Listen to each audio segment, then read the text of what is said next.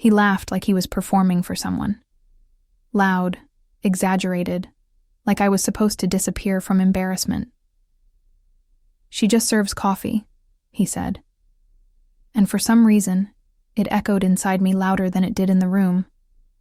I didn't say anything. Not when his friends chuckled. Not when he raised his eyebrows like he'd just crushed someone beneath his shoe. I wiped the table next to them and pretended not to hear. But I heard every word, and I remembered them, word for word, not because they hurt, but because I knew they wouldn't age well. What he didn't recognize, what none of them recognized, was that the woman behind the apron was the same girl who once let him copy from her finance notes. The girl who explained debt cycles to him before he ever pitched his first app. The girl he used to call genius until I couldn't afford grad school and stopped being useful to him. They erased people like me the moment we stopped being impressive. And that's fine. I'd already learned how to take rejection with grace. It was humiliation I was still learning how to swallow. The truth? I wasn't proud of where I was, wiping tables for tips, pretending that it was temporary. When some nights, it didn't feel that way. It wasn't the job that made me feel small. It was how they looked at me like I'd failed at life before I'd even had a chance to begin it. Every time someone left without tipping or called me sweetheart like I was furniture, I felt myself hardening. Not angry, just sharper. More observant, more patient. They didn't know I worked nights for a reason. That every break I got, I wasn't doom-scrolling or gossiping. I was reading, watching, studying. I followed business blogs while standing behind a counter. Listened to startup case studies with one broken earbud. I wasn't waiting tables.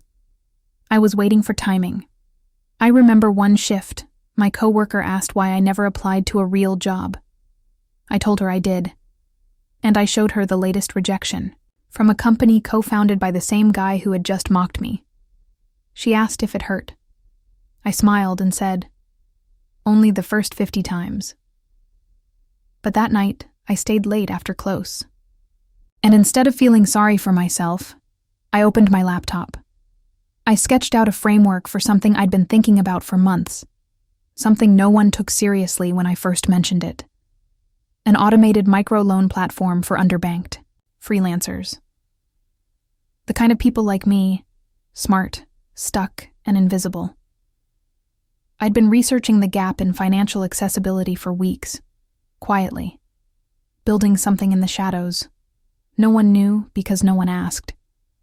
And when I submitted the application for my LLC, I didn't tell anyone, not because I was ashamed, but because silence was safer than fake congratulations. The next day, he came in again. Same table, same laugh, same smug tone. This time, he didn't say anything to me directly. He didn't need to. His smirk did the job. But what I noticed was different.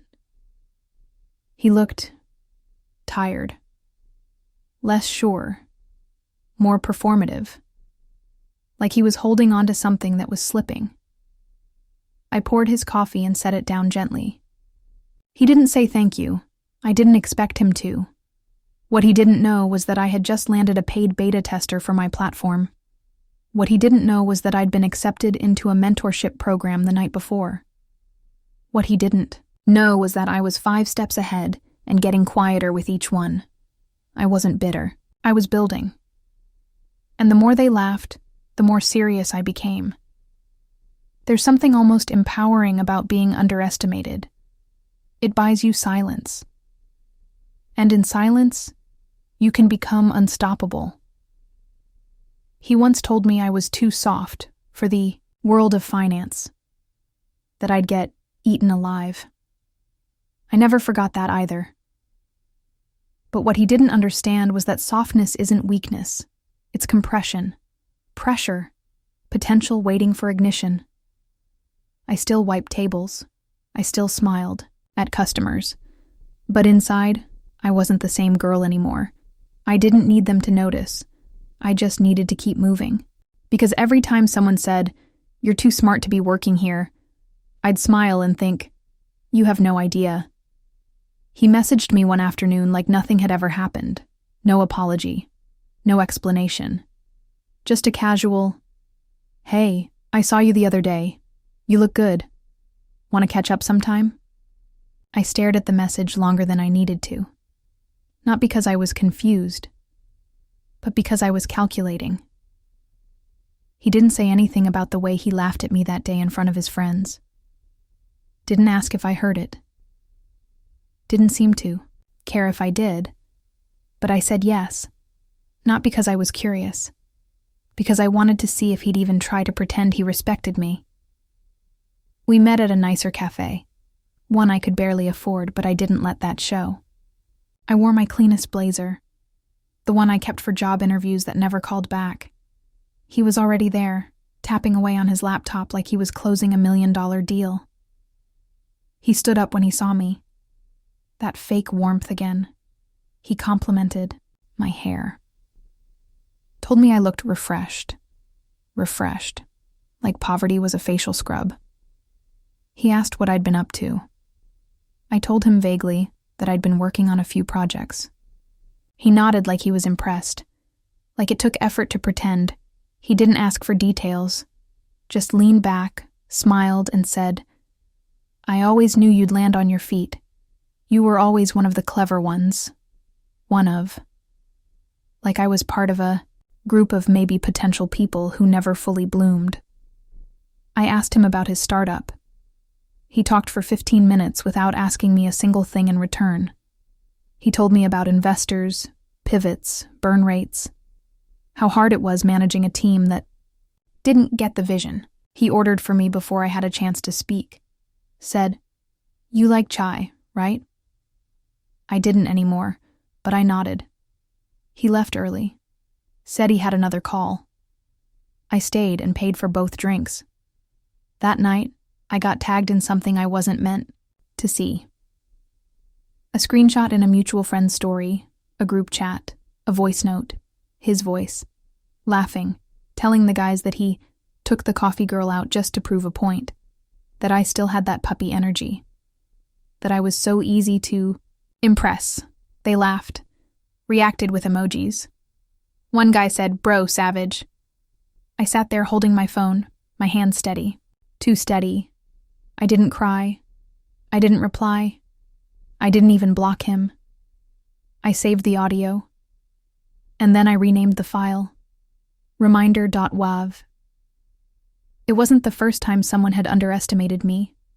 It probably wouldn't be the last. But this time, I had something I'd never had before. Leverage. I was already halfway through a financial boot camp online, paid for with tip money, birthday cash, and skipped meals. I was in a group chat with women building real businesses, quietly, from behind customer service counters and student debt. I didn't need his approval. I needed his arrogance. Because arrogance makes people sloppy. They stop watching their backs. They stop reading fine print. They start talking too loud in rooms they don't realize they don't own. I kept working double shifts, smiling at customers who snapped their fingers to get my attention, folding napkins while listening to investor pitch breakdowns. I studied credit laws between shifts, mocked up wireframe templates during lunch. I knew I couldn't change the world overnight, but I could build something so smart, so tight, so untouchable, that by the time they realized it existed, I'd already be at the finish line. I created 3 fake versions of my business site. A/B tested which one got better signups. I pitched 2 angel investors anonymously using a friend's LinkedIn. They both replied. I applied for a microloan and got denied. Twice. So I built my own approval algorithm that showed exactly why people like me kept getting filtered out. It worked, and no one knew. That's the part I loved most. No one suspected. A woman in non-slip shoes, who clocked in early and left after close, was building a financial product that could outsmart the very system she was locked out of. They still saw a barista, a server, a smile behind a name tag. Let them. I kept taking orders, kept being invisible, because invisibility gave me freedom. I could work in silence. I could move without being watched. I could build something from nothing. And make sure the next time someone like me got mocked, they'd have the tools to say, "Actually, I own the loan company now." But I wasn't ready yet. Not quite. I still needed one more thing. Proof. Proof that the same man who laughed at me would one day need me. And he would. Because I'd been watching his startup fall apart. Slowly. No new updates. No new hires. Just vague posts about navigating challenges and embracing pivots. He was spiraling, but still smiling, still pretending. I didn't reach out. Didn't gloat. Didn't post anything online. I let him drift closer to the edge, because I knew when the moment came, and it would, he wouldn't reach for a lifeline. He'd reach for me. The first time someone called me ma'am in a business email, I didn't know how to respond. I sat there staring at the message, rereading it like it was written to someone else. It was short, formal, professional.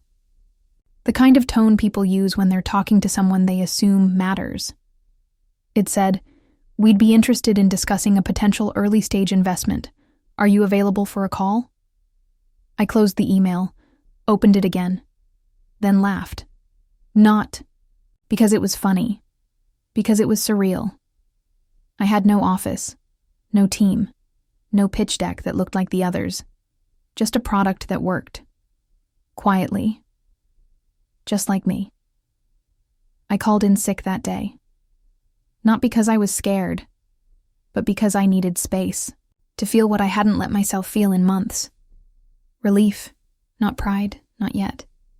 Just relief that something I built with shaking hands, late nights, and borrowed Wi-Fi was being taken seriously by someone with a suit and money behind their name. I didn't tell anyone. Not my mom. Not the girls in the group chat. Not even my journal. I'd learned that sharing dreams too early gives people the illusion that they have the right to shrink them. So I stayed silent. I said thank you to the email, scheduled the call, and then I got back to work. My site was live. Beta testers were giving feedback. I built an automated approval process using public credit models and user-entered data. I refined the algorithm every night after my shift. Sometimes, I made mistakes. Once I crashed the whole platform while trying to install a plugin I didn't understand. I cried that night. Not because of the code, but because I thought maybe I was pretending to be someone I wasn't. But then I fixed it. And when I did, it was stronger than before. Every failure added weight to the foundation. Every rejection letter from a job I once thought I needed made me hungrier. I still worked at the cafe, still smiled, still poured oat milk lattes and wiped tables with lavender spray. But I had a different posture now. Not arrogance, control. The kind of control that doesn't need to speak. It shows up in the eyes. In the way you stop chasing conversations.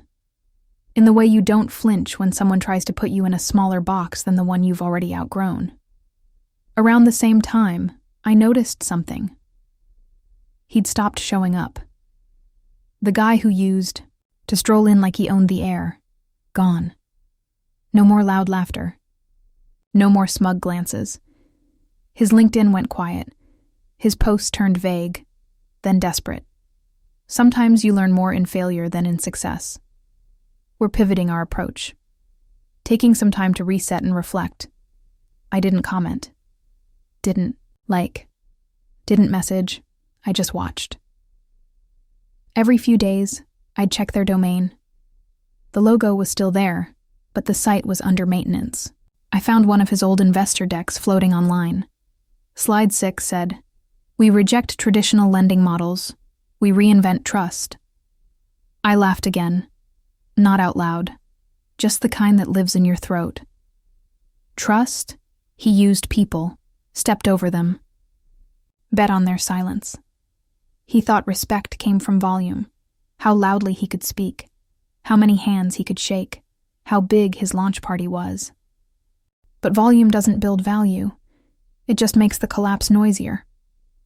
I didn't rush anything. Didn't launch big. Didn't post victory photos with confetti and champagne. I kept it small. Word of mouth. Private referrals. A landing page with a waitlist form. My waitlist grew. So did my cash flow. I offered early repayment discounts and people actually said thank you. No one ever thanked him for debt. And I started to hear whispers.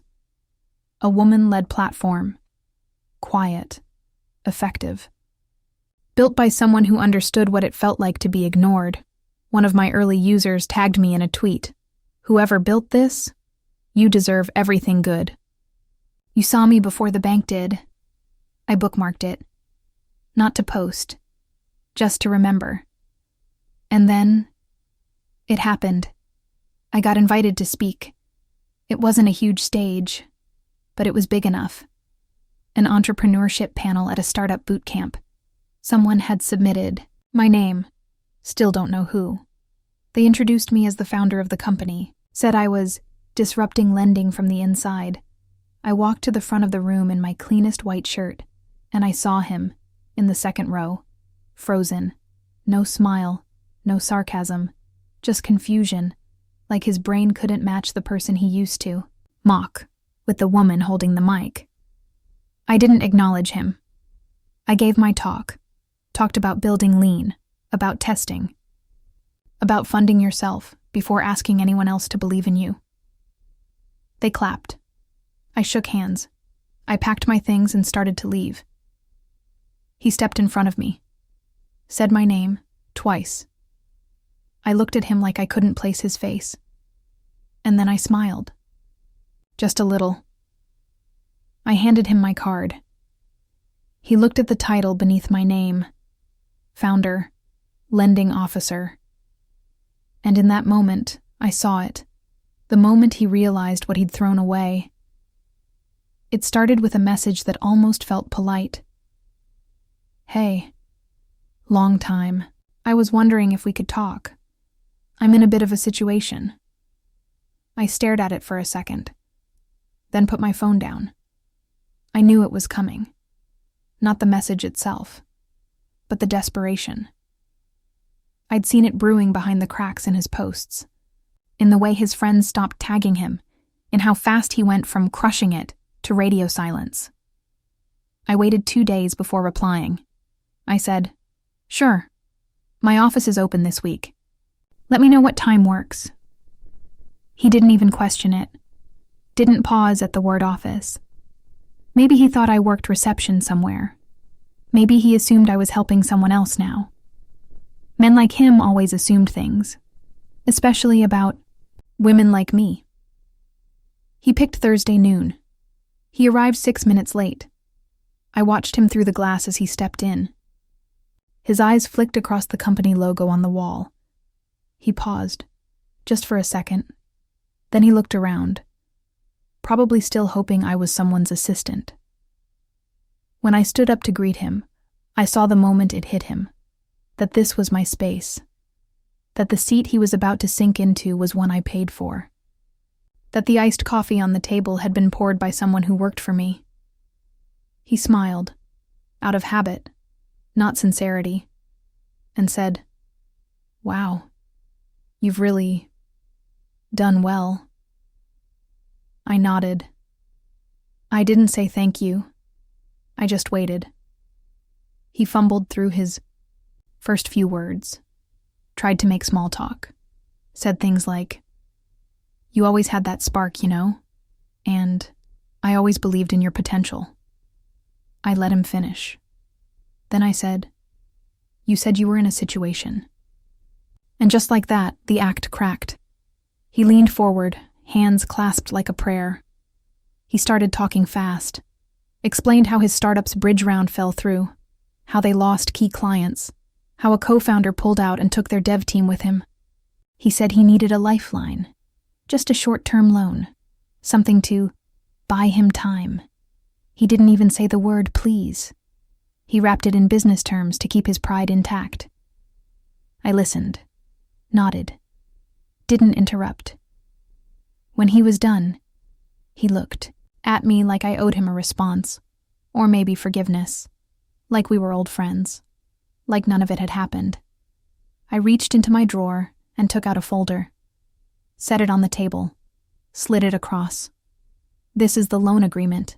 You'll find all the terms inside. He blinked, then reached for it, like he thought I was bluffing. He started flipping through it. Didn't really read. Just scanned. Skipped pages. I watched his eyes jump past the repayment clauses, the interest structure, the security terms. He skimmed right, past the collateral clause. I waited.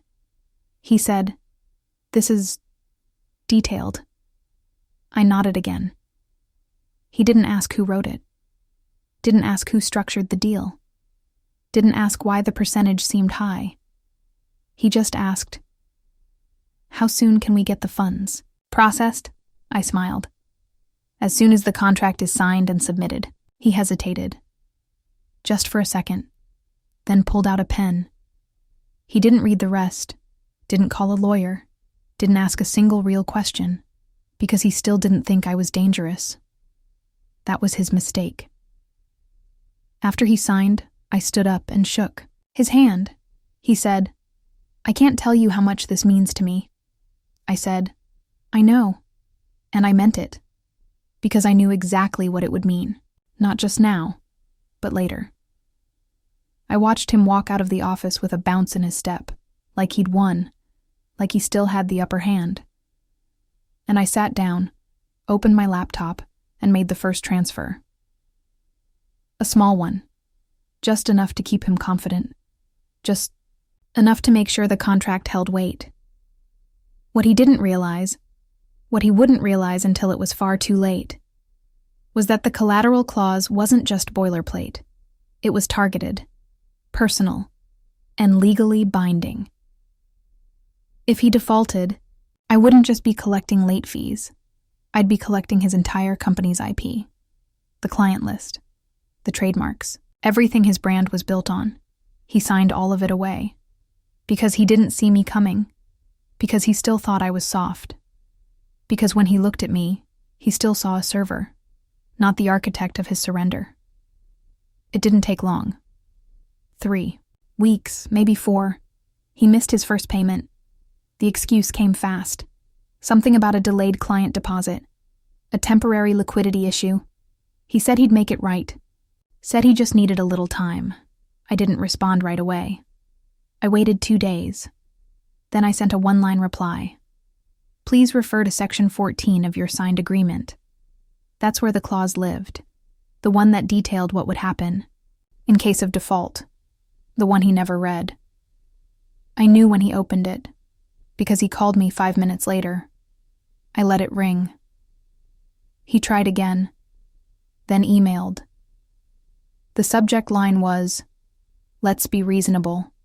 And just like that, the tone changed. From friendly desperation to veiled threat to hollow charm, all in the span of 1 week. He said I was being harsh, that I didn't understand how startups work, that I was damaging my own reputation by going nuclear. I forwarded the emails to my legal team and said nothing. He'd signed everything. He knew the terms. Or, he should have. But people like him don't read the terms. They assume they'll never need to. They think contracts are suggestions and consequences are for other people. He never thought someone like me could enforce them, but I did. And when the grace period passed, I executed the clause. In one move, I took control of his trademarks. The remaining IP, the back-end platform his team had left behind. It wasn't worth much anymore. But that wasn't the point.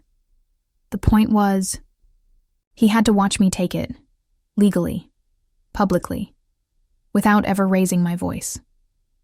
He called again. This time I picked up. He didn't speak right away. I waited. Then he said, "Why are you doing this?"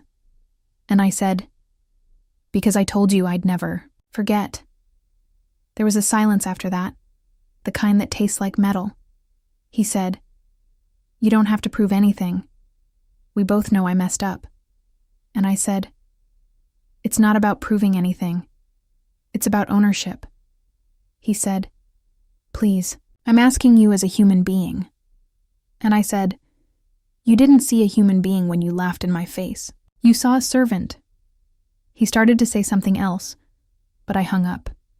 Not out of cruelty, out of clarity, because I'd already given him more than he ever gave me. Time, grace, silence. And now? Now I had nothing left to offer him, except the ending. He wrote for himself. People asked questions. Some investors reached out, confused about the transfer. I sent them the signed agreement, unredacted, with timestamps. There was nothing illegal, nothing dramatic, just business. That's what he always called it, right? Business. When he laid people off, when he cut corners, when he mocked someone trying to survive. He used that word like it was a shield, so I gave it back to him. Just business. I didn't post about it. Didn't brag. Didn't leak the audio file he left in that group chat all those months ago. That would have been easy. But easy was never the point. The point was to win on my terms. Quietly, legally, completely. The week after the transfer went through, I walked past the cafe I used to work at. It looked smaller somehow. Maybe because I wasn't looking up anymore. I ordered a drink from a girl who looked the way I used to, tired but polite. She smiled when I tipped her double. I didn't say anything, because I knew what she needed wasn't a lecture, just a reminder that people are watching, even when it feels like no one is. I walked out with my coffee, leaned against the railing, and thought about how strange it all was. That the same man who once mocked me for serving coffee now had to watch me serve a consequence he never saw coming, and I didn't scream. Didn't lash out. Didn't need to. I just made the contract work harder than I ever had to. He gave me a joke. I gave him a signature, and when the dust settled, I still had my name. He didn't even have a company. So I guess he was right. I serve contracts, serve ownership papers, and sometimes I serve karma, piping hot.